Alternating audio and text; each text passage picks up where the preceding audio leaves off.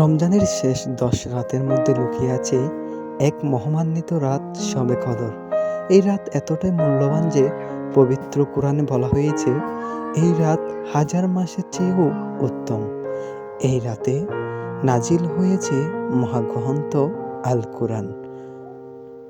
এই রাতে আল্লাহর রহমত, বরকত ও ক্ষমা নেমে আসে অসংখ্য গুণ বেশি। ফেরেশতারা পৃথিবীতে অবতরণ করেন এবং বান্দাদের জন্য দোয়া করেন।